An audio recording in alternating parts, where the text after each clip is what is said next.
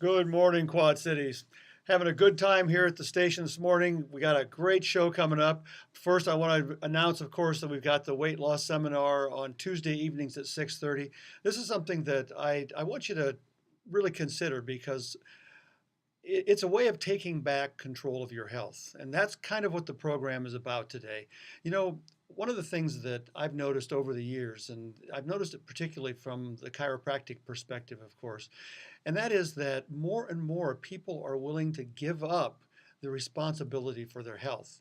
In fact, they're actually so encouraged to do it that they're actually trained to give up the responsibility. And to some extent, it's part of the overall trend in our culture toward victimizer mentality, where somehow, we want to give up our responsibility for protecting ourselves, give up our responsibility for controlling the things that are around us. We are just kind of like letting everything go to external control, and it's not a good thing. And what happens is when we give up our responsibility is basically we count on other people or other institutions, etc., and we hand them over the responsibility for ourselves.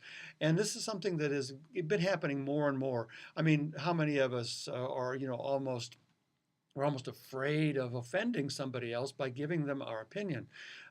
Never more than in this last election that we went through, little over a year ago, that had come up where people are just afraid to give their opinions because they don't want to get jumped on for their opinions. If somebody might be offended.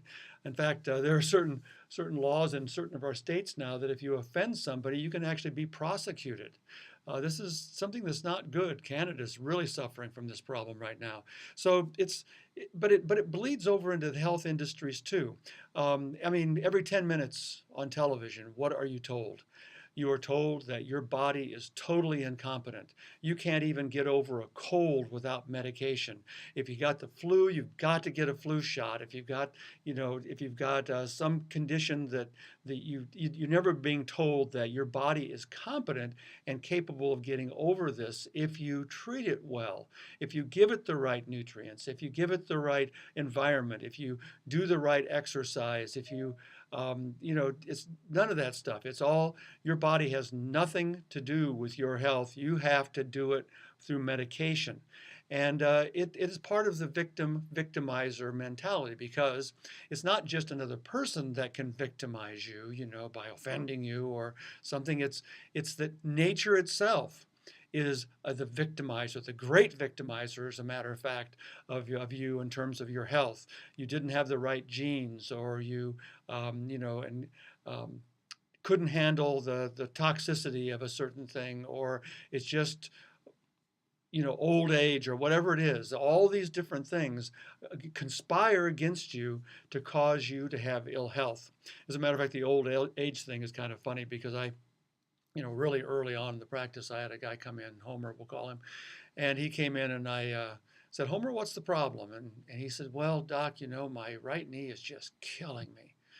And I said, "Well, Homer, let's take a look at it." And I poked around a little bit, and while I was poking around, he said, "Doc, I think it's probably just old age." And I said, "Now, Homer, I'm here to try to find out what the problem is, but you say it's just old age." He says, "Yeah, Doc, I just think it's old age." I said, "Well, let me ask you a question. It's the right knee is what really hurts, right?" And he said, "Yeah." I said, "Is the left knee older or younger than the right knee?" And he just kind of like didn't know how to answer, right? Of course he didn't know how to answer. The left knee was just the same age as the right knee. So that's kind of the fallacy that we get with these old age things. A lot of time what we'll do is we'll put up with something for a long time because, we're getting a little advanced in age. And, does age have something to do with it? It kind of does, because a lot of the processes in the body, the recuperative process, the healing processes kind of slow down a little bit. But when it comes right down to it, there's still something specific about that right knee of Homer's that has gone wrong. And that's what you really need to focus on. That's what the doctor really needs to focus on. That's what we focus on in our practice. We focus on trying to figure out what's wrong with that knee. Now, if it is healing problem in terms of a healing deficit of some sort, the person's immune system is slowing down, or frankly, if they're just taking too many anti-inflammatory drugs. A lot of these pain medications actually inhibit the healing process, and that's how they work. Okay, now let's kind of leave the Homer story just a little bit, because what did I just say? I said a lot of the pain medications work to diminish pain by interfering with the healing process. Okay, so here's Homer. He's taking his pain medication drugs because his knee hurts, right? And instead of healing the knee, he's actually turning this knee problem into a chronic problem, namely a problem that persists because he keeps interrupting the healing cycle. And that's a problem, of course. But the topic of the program today is, how are you made a victim by your diseases or your injuries, etc.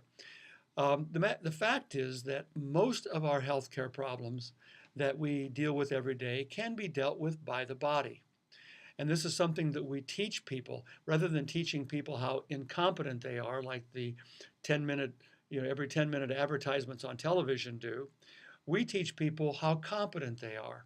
As a matter of fact, the person that I teach the most is myself. Namely, I have to deal with my own health issues in terms of, yes, we have emergencies. If you're in a car accident, definitely go to the emergency room.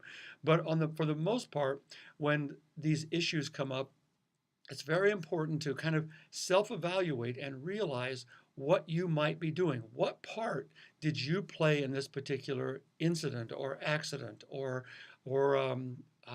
health problem? What part have you played in it? Because until we start asking the question, what part do I play in my own health picture, there is not much hope for you really gaining full health capacity. In fact, an extension of that particular question is, what part do I play? The extension of that is, what can I do differently to have different results? And, that's something that people try to avoid. Just recently, I was after playing tennis with my friends, I was listening to their conversation, and they often, key off of what I'm looking at on the table when we go out for breakfast after tennis.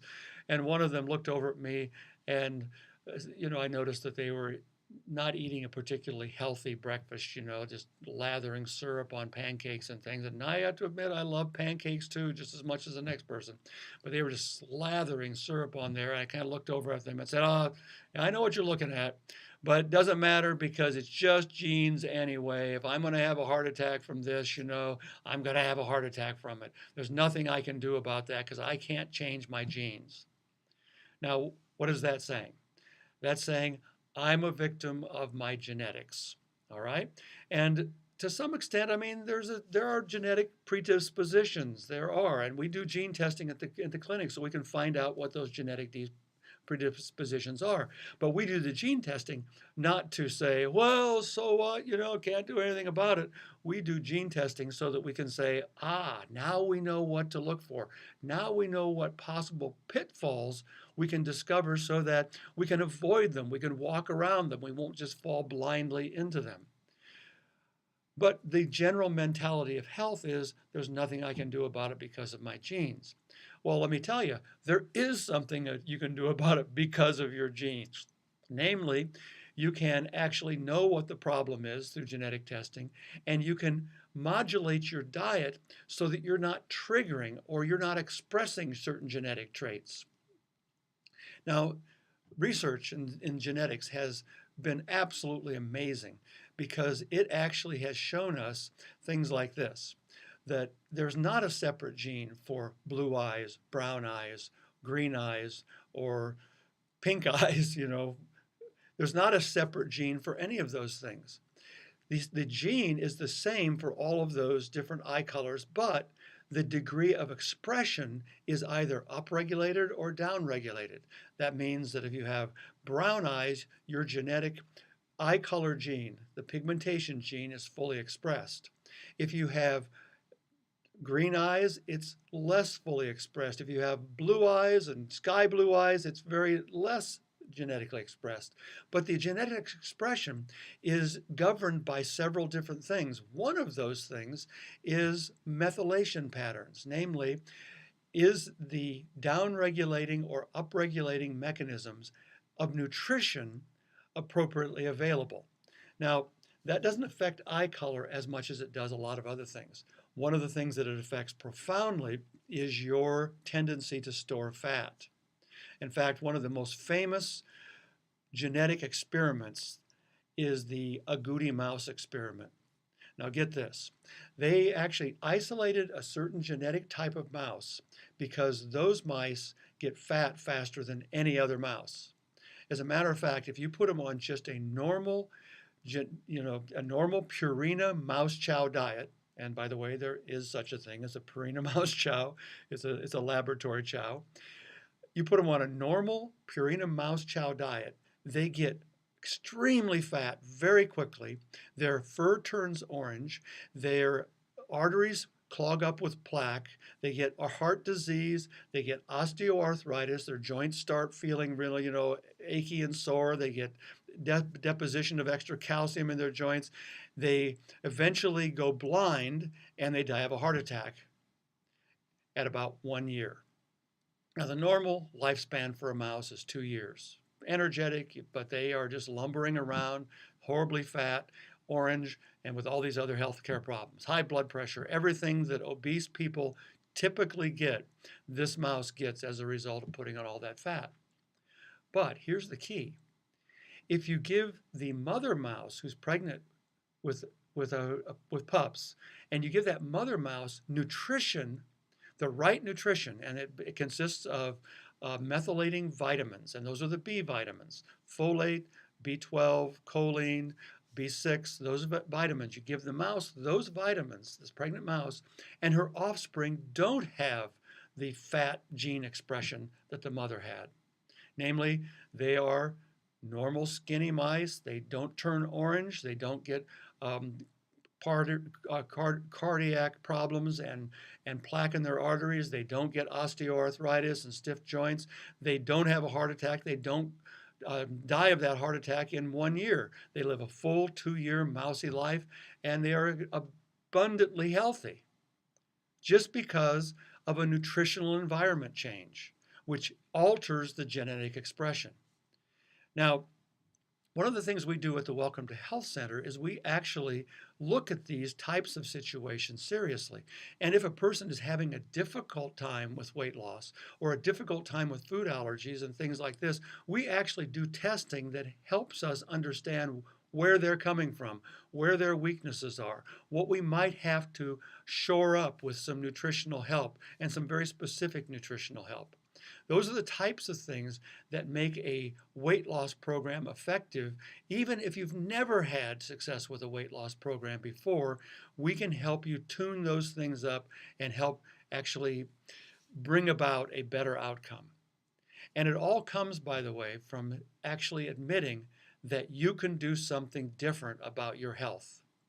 In fact, when you walk in the door of the Welcome to Health Center, I kind of like to know when a new patient's coming in, because I'll look around the corner and see the person coming in, and I'll think, excellent, the healer has arrived.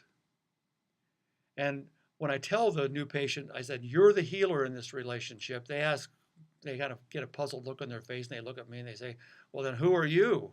You're supposed to be the doctor, I'm just the patient. I say, no, you're the healer, I'm the healer helper. You come here because you hopefully rightfully think that I have a broader experience, I have an information base, I can intuitively see what might be going on, I have testing potential in terms of we can do blood testing for different nutrients, we can do genetic testing, we can do food allergy testing and things like this, and I have all these tools at my disposal and a broad base of experience, but that does not prevent you from being the healer. The healer is the most important part of the relationship, because my job as a healer helper is to turn loose the healing potential in that particular patient, to turn loose the healing potential in you. That's my job. Now, that doesn't guarantee anything, of course, because, there may be problems that are bigger than both of us. But the point is that unless the patient takes full responsibility for their healing and their health, there's not very much I can do because I can give them advice, and if they don't take it or try it, then nothing happens. If I give them advice and they try it and they break off, doing it, then they're right back where they were. If I ask them to change some things and they change them for a while and then fall back into old habits, there's not much I can do. So when it comes right down to it, it's always the patient, even in an environment where the doctor is trying to encourage them not to learn anything or not to change anything, but just take this medication. It's still their responsibility. And it's their responsibility to report to the doctor and keep in touch and things like that. Those types of things have to be done in order to have the proper healer-helper relationship. But the main thing to realize is this, that once you take on responsibility for your health problems, once you take on responsibility for the changes that need to be made, then your shot at being abundantly healthy, abundantly energetic, getting over all these different things that you've got going on, the migraines, the high blood pressure, the lack of energy, the fatty liver disease, the eczema, all of these different situations, the stomach problems, etc. You've got to take responsibility and say, yes, I had a part in doing this to myself. I wasn't paying attention enough. I was doing what Pepsi-Cola commercials told me to do. I was doing what drug commercials told me to do. I was doing this and that. I was listening too much to people who had products, that they wanted to sell, and they were telling me that it's not your fault that you're sick. It's a disease. Until you take on responsibility for the diseases you have, then frankly, you're just flipping a coin and you're giving your health to somebody else. The biggest one, by the way, is to give your health to an insurance company. Yeah, talking about taking responsibility for our health. I mean, if you haven't visited Greatest Grains, that's a great place to start because they've got produce, they've got a great deli bar, they've got supplements, they've got all kinds of things for you, and so that you can make good health decisions, and they've got great products to help you with those things. Now, just before the break, we were starting to get into people giving up their responsibility for health to insurance companies.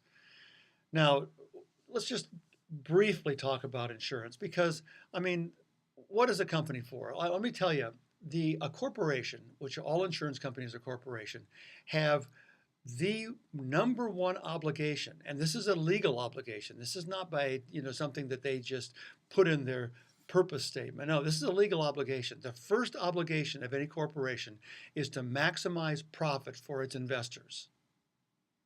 And that is what they have to do. If they don't do that, what can happen is the investors can come back and sue the company for not taking care of their financial interest. It's very, very, very important to understand that because when you turn your health over to the insurance company and expect them to finance your health, then you've got a whole bunch of stuff, legal stuff in the background that you've got to realize that they make more money if they don't pay for your insurance, if they don't pay for your care. They make more money if they can get out of it, if they can delay it, they get the interest off that, they can delay all these things. And as even the great insurance companies have this absolute obligation to maximize profit for their investors. And if they don't, they can get sued. So what's going to happen? If you turn your health care over to the insurance companies and you don't take care of it because you think, well, it's not covered by insurance, but I think it's the right thing to do. I really have good feelings about it, but it's not covered by insurance. My gosh, you're turning your health over to the wrong people. And again, you're outsourcing your health rather than taking it on as your responsibility. Very, very important to realize that because it's very important to make the shift back to on-board responsibility for your health. First thing, take care of your weight problem. Oh my gosh. First thing, stop smoking. Second thing, take care of your weight problem. Get those things, those major health risks things straightened around. Then if you're having a hard time with things, Get things tuned up, get the appropriate testing, et cetera, and make sure that you understand what's going on with your health. All right? Welcome to Health Center. We've got a Tuesday evening seminar at 6:30. I would definitely encourage you to take advantage of that because that is a great place to start for probably 2/3 of the population because you got to get the weight off. I saw one of my neighbors out running this morning and he was like taking baby steps because he was carrying so much weight. Just to take a full stride was absolutely impossible. That guy needs to lose the weight first and then start exercising because the degree of exercise, I mean, he did not look happy at all. The likelihood of him going out to, the next day or the next day after that and doing the same thing is almost zero because he was making himself miserable, okay? One of the things you can do, one of the most important things you can do to take responsibility for your own health and start seeing your health build back in a robust way is give the Welcome to Health Center a call and find out what we can do to help you. You're the healer, but we're the healer helpers and we want to help. Give us a call. Thanks much. Talk to you next time. Bye-bye.